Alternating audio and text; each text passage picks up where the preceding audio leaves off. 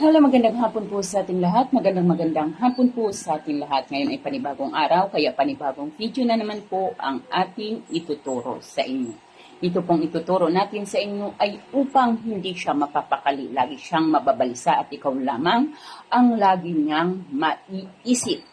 So, bago po tayo gumawa nito, tiyakin po natin na buo ang ating pagtitiwala dito at wala tayong alinlangan. So, kapag kayo ay may linlangan at talagang may doubt kayo dito, wag na lamang kayo magsayang ng inyong panahon at oras kasi kailangan po dito ay ang 100% paniniwala.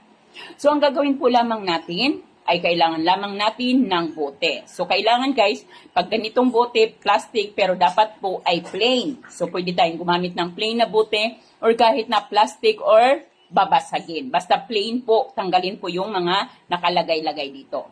So, ngayon po ang atin pong gagawin. Ang gagawin po natin ay kumuha tayo ng puting papel. Kumuha tayo ng puting papel. Sa puting papel ay isulat mo ang kanyang kumpletong kapanganakan, kumpletong pangalan kasama ang kanyang kapanganakan.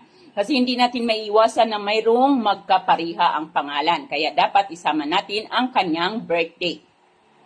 Ngayon po, pagkatapos na isulat mo na ng 7 beses, ang sa ating papel ang kanyang pangalan ay itupi mo ang papel papasok. So marami po ngayon sa atin ang magtatanong kung paano ba ang pagtupi ng papasok. So ganito po ang pagtupi ng papasok. So halimbawa, ito yung ating papel. Ito po yung ating papel. So ayan po yung ating papel. Ang pagtupi papasok papunta po sa atin, hindi po dapat palabas. So ganito po ang pagtupi papasok. So isa, yan. And then, 2 at 3.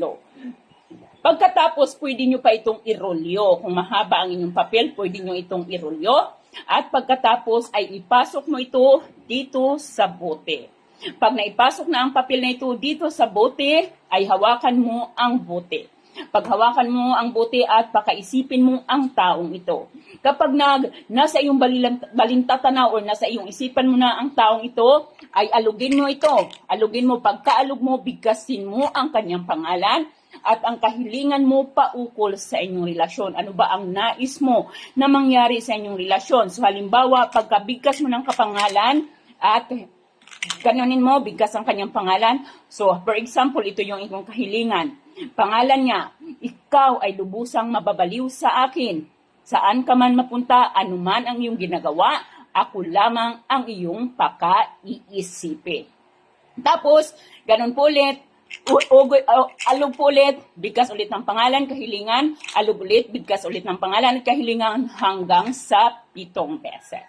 Pagkatapos po ninyong gawin ito ay maaari ninyong ilagay ang buti sa inyong mga bag or kaya naman itago ninyo ito sa inyong kabinet at hayaan mo ito doon hanggat sa gusto mo. Wag mong isipin na may ginagawa ka, hayaan mo lamang at para ikaw ay magugulat na lamang sa resulta, pero muli, dapat buo ang tiwala dito. Gawin kahit anong oras at anong araw as long na buo ang tiwala mo.